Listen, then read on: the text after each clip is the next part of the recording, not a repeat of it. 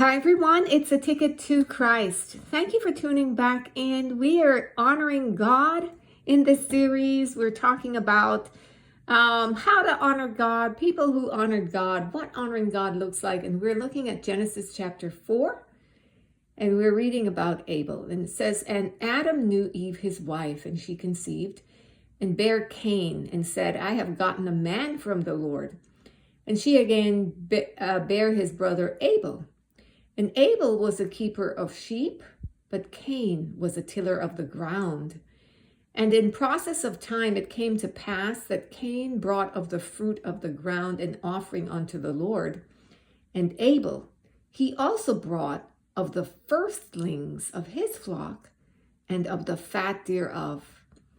And the Lord had respect unto Abel and to his offering, but to Cain and to his offering he had not respect. And Cain was very wroth, and his countenance fell." And we can pause there because the focus isn't on Cain today, or even on what happened between him and Abel. It's really on Abel and how he honored God. And what is it that's jumping out at you from this? What do you see? What are you hearing? For me, what I'm getting is, first of all, this is right after Adam and Eve got kicked out of Eden. And so these are the first men, because Adam and Eve had other daughters, right? But these are the first men to be born of Adam and Eve. And so they would have had that first-hand account from their parents about God, about who he is and what happened and why they're there. And all of the different questions they might have had. And but we see here two different hearts. And to me, when I look at even their birth, it says she conceived and bare Cain, and it says, and again she bare his brother Abel. So a question that comes to my mind is maybe they were twins, because it didn't say he knew his wife again. It says she bare Cain, and again she bare Abel. But I don't know. A lot of times if they're twins, the Bible would have said that. But if they weren't twins, they sure came really close to each other in birth. But I see two different types of hearts. And one honored God by bringing, you look at what Abel brought, the firstlings of his flock. So he brought the best to God, and of the fat thereof. So the first and the best. And that's what I think of what it means to honor God. You're bringing your best, the best of yourself, the best of your day, the best of whatever it is that you're going to give. God doesn't need our things, but whether you're praising him, whether you're serving him, you're giving him the best. You're not giving him the leftovers. It's not, okay, I'm going to do all these other things and all these other things, or give to all these other things, and what's left over, God gets it. No, God gets the first. He gets the best. And that's what I see with Abel. And even though Abel's life was cut short, he never had any children, no lineage. The Bible talks about that his blood cried out, right? But throughout the New Testament, there's so many other people mentioned in the Old Testament. There's so many people in the Old Testament that are held up, Old Testament prophets, but you don't hear about all of them in the New Testament. But you hear about Abel. And Abel was thousands of years ago. Right? Thousands of years before Jesus came to earth, Abel was in existence, and that the Lord would remember. Of course, the Lord was before all things, because he and God are one. But I'm talking about in terms of him being in flesh here on earth. There are very many people in the Old Testament, the Lord did not mention them, but he mentioned Abel.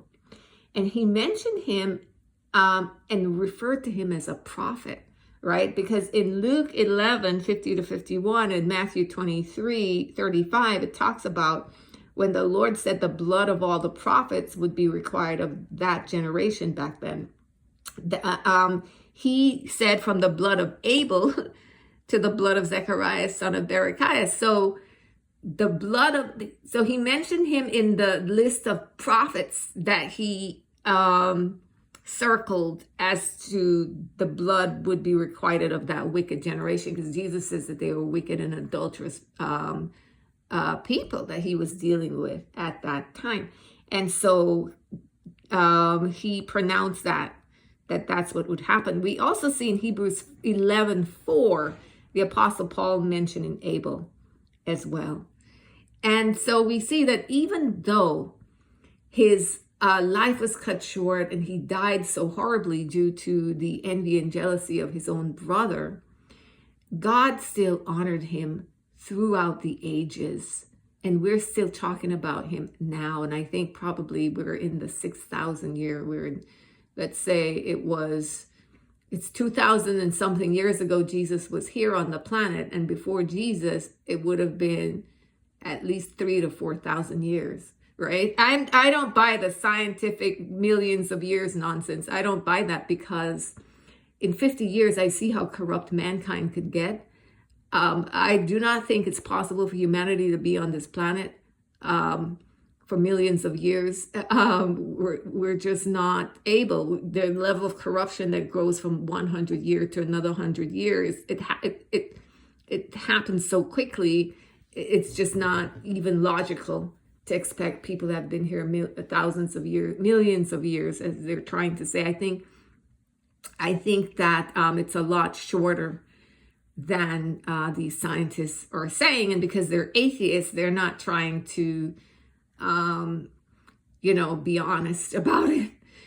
So I think it's about, or coming into 6,000 years, about 6,000 years ago, Abel was here on planet Earth, and his life got cut short, however old he was. And he is mentioned throughout the New Testament as a righteous man, and the Lord himself called him a prophet. And today we're talking about him thousands of years later.